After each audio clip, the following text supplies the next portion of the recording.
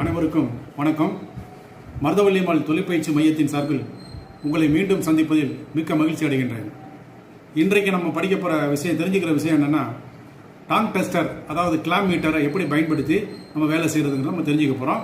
வாங்க நம்ம வீடியோக்குள்ளே போவோம். இப்போ நீங்கள் பார்க்குறீங்க, இதுதான் டாங் டெஸ்டர். கிளாம் மீட்டருக்கு இன்னொரு பேர் இருக்குது. அதை செக் பண்ணுறதுக்கு வந்து 2 ப்ரோப். இதை வச்சு நம்ம இந்த டாங் டெஸ்டரை வச்சு நம்ம வோல்டேஜ் எப்படி பார்க்குறது, டிசி வோல்டேஜ் எப்படி பார்க்குறது, ஏசி வோல்டேஜ் எப்படி பார்க்குறது, ஆம்பியர் எப்படி பார்க்குறது, ஓம்ஸ் எப்படி பார்க்குறது, கண்டினியூட்டி எப்படி பார்க்குறது, இது எல்லாத்தையுமே உங்களுக்கு தெளிவாக நம்ம சொல்லித்தர போகிறோம். அது நீங்கள் பார்த்துக்கிட்டு இருக்கலாம். ஓகே. ஸோ இது உங்களுக்கு இது ஃபஸ்ட்டு ஆப்ஷன் ஆஃபில் இருக்குது, இந்த பாயிண்ட்டு. செகண்டு பார்த்தீங்கன்னா என்சிவின்னு இருக்குது. இதனுடைய ஃபுல் ஃபார்ம் பார்த்தீங்கன்னா நான் கான்டாக்ட் வோல்டேஜ். நான் வரிசையாக உங்களுக்கு ஒன்று சொல்ல ஆரம்பிப்பேன். ஏன்னு போட்டு மேலே பார்த்தீங்கன்னா ஒரு சின்னதாக அலை வடிவத்தில் ஒரு இருக்குது. இது ஆல்டர்னேட்டிவ் கரண்ட்டுடைய குறிக்கிறதுக்காண்டி அந்த இது போட்டிருக்கு சிம்பிள். இது ஆம்பியர், அதான் ஏ, கரண்ட் லெவலில் செக் பண்ணுறதுக்கு இந்த மோடில் நம்ம வைக்க வேண்டியிருக்கும். அதுக்கடுத்து பார்த்தீங்கன்னா வி வோல்டேஜ். இது மேலேயும் அந்த சின்ன வளைவான கோடு போட்டிருக்கு. இது ஏசி வோல்டேஜ், ஆல்டர்னேட்டிவ் வோல்டேஜ், அதுக்கு தான் நம்ம கொடுத்துருக்கோம். அதுக்கடுத்து பாருங்கள், வி போட்டு சின்ன கோடு புள்ளியாக இருக்குது. ஸோ இது பார்த்தீங்கன்னா டிசி வோல்ட்டு. நம்ம பேட்டரி வோல்டேஜெல்லாம் செக் பண்ணுறதுக்கு டிசி வோல்ட் எங்கெங்கே நம்ம இருக்கோ அதெல்லாம் செக் பண்ணுறதுக்கு டிசி வோல்ட்டு. இது பாருங்கள், இது ஓம்ஸ், மின் தடை. அதை அளக்கணும்னா நம்ம இந்த மோடில் வச்சு பண்ணணும்.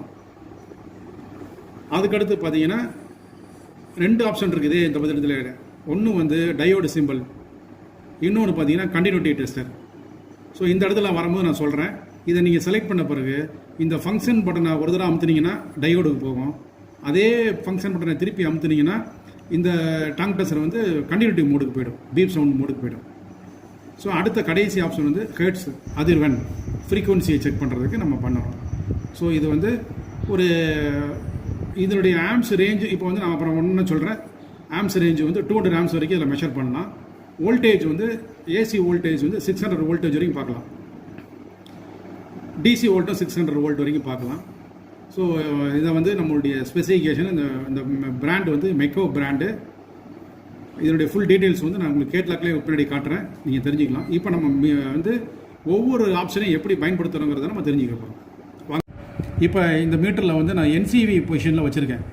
பாருங்கள், இந்த எல்இடி பல்பை பாருங்களேன். இது கொஞ்சம் வேகமாக பிளிங்க் ஆகுது. என்னுடைய மீட்டரில் இந்த சின்ன ரிப்பேர். ஆக்சுவலாக இந்த எல்இடி பார்த்தீங்கன்னா ஸ்லோவாக பிளிங்க் ஆகும். நீங்கள் ஏதாவது எலக்ட்ரிக்கல் போர்டு கிட்ட கொண்டு போனீங்கன்னா இப்போ எப்படி வேகமாக பிளிங்க் ஆகுதோ அதே மாதிரி பிளிங்க் ஆகும். நான் அடுத்த வாரத்தில் ஒரு புது மீட்டர் வாங்கிட்டு அதில் இன்னும் சில ஆப்ஷன் அதிகமாக இருக்குது. நான் உங்களுக்கு அந்த மீட்டரையும் திருப்பி நான் போடுறேன். அப்போ உங்களுக்கு கண்டிப்பாக அதில் நான் திருப்பி சொல்கிறேன். ஸோ என்சிவிங்கிறது எல்லா டாங் டெஸ்ட்லையும் இருக்குன்னு நம்ம ஆப்ஷனை சொல்ல முடியாது. இந்த மாடல் மெக்கோ பிராண்டு கம்பெனியில் என்சிவி கொடுத்துருக்காங்க, நான் கான்டாக்ட் வோல்டேஜ். ஸோ இது ஒரு எலக்ட்ரிக்கல் வயரில் சப்ளை போய்கிட்டு இருக்கும்போது வயர் கிட்டக்கோ எலக்ட்ரிக்கல் போர்டில் கொண்டு போகும்போதோ இந்த எல்இடி லேம்ப் ரொம்ப வேகமாக பிளிங்க் ஆகும். இப்போ பிளிங்க் ஆகிற மாதிரி. சாதாரணமாக நீங்கள் வெளியில் வச்சுருந்தீங்கன்னா, டேபிளில் வேறு இடத்துல வச்சுருந்தீங்கன்னா மெதுவாக பிளிங்க் ஆகும். இப்போ என்னுடைய மீட்டரில் சின்ன ஃபால்ட் இருக்கிறதுனால உங்களுக்கு தொடர்ந்து பிளிங்க் ஆகிற மாதிரி காட்டுதே தவிர மற்றபடி ஒன்றும் இல்லை. இதுதான் என்சிவி. ஸோ இது உங்களுக்கு நான் சொல்லிட்டேன். அடுத்ததுக்கு நம்ம போவோம். அடுத்தது ஆம்பியர். இது எப்படி செக் பண்ணுறதுங்கிற நம்ம அப்புறம் உங்களுக்கு சொல்கிறேன். இப்போ இந்த அயன் பாக்ஸ் எவ்வளோ கரண்ட் எடுக்குங்கிறத நம்ம இந்த டாங் டெஸ்டர் மூலமாக மெஷர் பண்ண போகிறோம். இந்த பாருங்கள், நான் மோடு ஆம்ஸ் மோடில் வச்சுருக்கேன். இப்போ நான் இந்த 3 வயர் இருக்குது. ஸோ இந்த 3 வயரில் உங்களுக்கு நல்லா தெரியும். இது எர்த் வயர், இது ஃபேஸ் வயர், இது நியூட்ரல் வயர். ஸோ நம்ம கிளாம் மீட்டர் எப்போயுமே நீங்கள் ஆம்ஸ் பார்க்கணுன்னா ஒன்று ஃபேஸில் பாருங்கள், இல்லாட்டி நியூட்ரலில் பாருங்கள். அப்படி பார்த்தா உங்களுக்கு ரீடிங்கை காட்டும். நான் அப்புறம் ப்ராக்டிக்கல் உங்களுக்கு காட்ட போகிறேன். 2 வயரையும் வச்சு ஒரே தான் வச்சு நீங்கள் ஆம்ஸ் பார்க்கக்கூடாது. அப்படி பார்த்தீங்கன்னா 0 தான் காட்டும். நல்லா புரிஞ்சுக்குங்க. இந்த 3 வயரில் எர்த் வயரை விட்டுருங்க. எர்த் வயர் எப்பயும் இந்த ஃபேஸ் நியூட்ரலில் ஏதாவது ஒரு வயரில் மட்டும் தான் நீங்கள் போட்டு பார்க்கணும். கிளாம் மீட்டரில் நான் இப்போ படத்தில் காமிக்கிற மாதிரி இந்த கிளாம் நடுவில் பண்ணிட்டீங்கன்னா இந்த கிளாம் மீட்டர் இந்த வயரை சுற்றி கண்ணுக்கு தெரியாத மேக்னெட்டிக் ஃபீல்டு உருவாகும். அந்த மேக்னெட்டிக் ஃபீல்டை இங்கே அது அப்சர்வ் பண்ணி ட்ரான்ஸ்ஃபர் பண்ணி இந்த போர்டுக்கு சொல்லி எவ்வளோ ஆம்ஸ் எடுக்குன்னு காட்டும். இதை நீங்கள் நேரடியாக பார்க்க போகிறீங்க. பாருங்கள், மீட்டர் நான் இன்னும் சுவிட்ச் ஆன் பண்ணல. அயன் பாக்ஸ் இன்னும் ஹீட்டை ஒர்க் பண்ண ஆரம்பிக்கல. ஸோ ஆம்ஸ் ரீடிங் 0 தான் காட்டுது. நான் இப்போ சுவிட்சை போடுறேன். இப்போ பாருங்கள் எவ்வளோ ஆம்ஸ் காட்டுது பார்த்தீங்களா? 3.2 2120 அந்த ஆம்ஸ் காமிச்சிட்டு இருக்கு. ஸோ இப்போ இந்த அயன் பாக்ஸ் எடுக்கக்கூடிய ஆம்பியரோட அளவு 3.19, அதான் 3.2 ஆம்ஸ் எடுத்துகிட்டு இருக்கு. இது நீங்கள் பார்க்குறீங்க, நம்ம ஃபேஸ் லைனில் போட்டிருக்கேன். இப்போ அடுத்து நான் நியூட்ரல் லைனில் உங்களுக்கு போட்டு காட்டுறேன். இப்போ நான் வந்து நியூட்ரல் லைனில் போட்டேன் பாருங்கள், அந்த ப்ளூ ஒயரில் வந்து உள்ள நடுவில் வச்சுருக்கேன். ஸோ இப்போ வந்து அதே மாதிரி 3.22 தான் காட்டுது. புரிஞ்சுக்கிட்டீங்களா? முதல்ல பார்த்தது ஃபேஸில் பார்த்தேன், இப்போ நியூட்ரலில் பார்த்தேன். உங்களுக்கு வந்து இந்த ஆம்பியர் காட்டுது. அயன் பாக்ஸ் இப்போ ஹீட் ஆகிட்டு இருக்கு, நல்லா ஒரு ஹீட் ஆகிட்டு இருக்கு. ஓகேங்களா? தேங்க்யூ. அடுத்து நம்ம வந்து இப்போ நான் நீங்கள் புரிஞ்சுக்கிறதுக்காண்டி 2 வயர்லையுமே சேர்த்து கிலோமீட்டர் போட்டிருக்கேன். இப்போ பாருங்கள், ஆம்ஸ் வந்து ஒன்றுமே காட்டல பாருங்கள், அதே 0 நிற்கிது. ஸோ அது உங்களுக்கு நீங்கள் புரிஞ்சுக்கிறது தான் சொல்கிறேன். ஏதாவது ஒரு லைனில் தான் பார்க்கணும், ஃபேஸ் லைன் ஆர் நியூட்ரல் லைனில் மட்டும் இந்த கிலோமீட்டர் யூஸ் பண்ணிங்கன்னா உங்களுக்கு ஆம்பியர் காட்டும். நான் ப்ராக்டிக்கலாக காமிச்சிருக்கேன். ஓகே. ஆப்ஷன் வோல்டேஜ், அதான் ஆல்டர்னேட்டிவ் வோல்டேஜ் செக் பண்ண போகிறோம். ஸோ அதுக்குரிய ஆப்ஷனுக்கு வந்துட்டேன். வோல்டேஜை செக் பண்ணுறதுக்கு நம்மளுக்கு 2 ப்ரோப் கண்டிப்பாக தேவை. அந்த ப்ரோப்பை எடுத்திருக்கேன். ப்ரோப்பை எடுத்துகிட்டு ஒரு வயரை வந்து நம்ம என்ன பண்ணுறோம், இந்த பிளாக் வயரை வந்து COM காமன் போட்ட இடத்துல நம்ம இது பண்ணிடுறேன், இணைச்சிடுறேன். அதுக்கடுத்து இந்த V போட்ட இடத்துல வந்து இந்த இதை இணைச்சிடுறேன். இணைச்சிட்டு இப்போ 2 எனக்கு டெஸ்டிங், நான் இப்போ 2 பாயிண்டில் இது பண்ணிட்டேன், இன்சர்ட் பண்ணிட்டேன். ஃபேஸ் லைன்லையும் நியூட்ரல் லைன் இன்சர்ட் பண்ணிட்டு நான் சுவிட்சை போடுறேன். இந்த மீட்டரை பாருங்கள், 243 காட்டுது பாருங்கள், 243 வோல்டேஜ் காட்டுது. ஸோ இந்த ப்ரோப்பை நீங்கள் மாற்றி வைக்கலாமான்னு கேட்டால் மாற்றி வைக்கலாம், அதனால் ஒன்றும் பிரச்சனை இல்லை. AC வோல்ட்டில் நீங்கள் ப்ரோப்பை மாற்றி வச்சு ரீடிங் எடுத்தாலும் இதே தான் காட்டும், AC வோல்ட். ஓகே. நம்ம DC பேட்டரியை செக் பண்ணுறதுக்கு 2 பேட்டரி உங்களுக்கு மாடலுக்கு எடுத்து வச்சுருக்கோம். உதாரணத்துக்கு இது வந்து 9 volt battery, DC volt battery.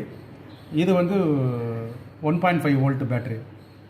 So இந்த பேட்டரி வந்து ஹெல்த்தி நல்லா இருக்கா, அது வந்து அதனுடைய திறன் வந்து ஃபுல்லாக இருக்கா அப்படிங்கிறத செக் பண்ணணும். அது 9 வோல்ட்டு இல்லை 9.2 அதுக்கு மேலே தான் காட்டணும். ஸோ அதுக்கு கீழே 9.9 வோல்ட்டுக்கு கீழே காமிச்சிச்சுன்னா அது வந்து பேட்டரி வந்து வீக் ஆகிடுச்சு, அது வந்து நம்ம யூஸ் பண்ண முடியாது. அதே மாதிரி தான் இது 1.5 வோல்ட்டுனா 1.6 கூட காட்டலாம். ஆனால் 1.4, 1.3, 1.2லாம் காமிச்சிச்சுன்னா பேட்டரி வந்து ரொம்ப பழுதாகிற நிலையில் இருக்குது, நம்ம பேட்டரியை மாற்ற வேண்டியிருக்கும். இப்போ நம்ம பாருங்கள், நம்ம பேட்டரியுடைய டெர்மினலில் வச்சுருக்கேன். இது வந்து பேட்டரியுடைய பாசிட்டிவ். ஸோ இந்த டெஸ்டிங் ப்ரோப் பாசிட்டிவ் அங்கே வச்சுருக்கேன். இது வந்து பேட்டரியுடைய நெகட்டிவ் பிளேஸு. ஸோ அந்த பிளாக் ப்ரோப்பையும் அங்கே வச்சுருக்கேன். வச்சுட்டு இப்போ ரீடிங் பார்க்குறேன் நான். இது 9 வோல்ட் காமிக்கணும். இப்போ எவ்வளோ காட்டுதுன்னு பாருங்கள். இது காட்டுற வோல்ட் வந்து 8.77 வோல்ட் காட்டுது. ஸோ இது வந்து பேட்டரி வந்து வீக்காக இருக்குது, இதை வந்து நம்ம பயன்படுத்த முடியாது. இது வந்து யூஸ்லெஸ். அது நீங்கள் பண்ணிட்டு வேறு புதுசாக பண்ணணும். அதுக்கடுத்து இப்போ 1.5 வோல்ட் காட்ட போகிறேன், பாருங்கள். இப்போ பாருங்கள், கீழே வந்து நெகட்டிவ் ப்ரோப்பில் பிளாக் வச்சுட்டேன், பாசிட்டிவில் வந்து அந்த ரெட்டு வச்சுருக்கேன். ரீடிங்கை பாருங்கள், கொஞ்சம் சேர்க்காது. நான் கொஞ்சம் 1.5 வோல்ட் காட்டுது.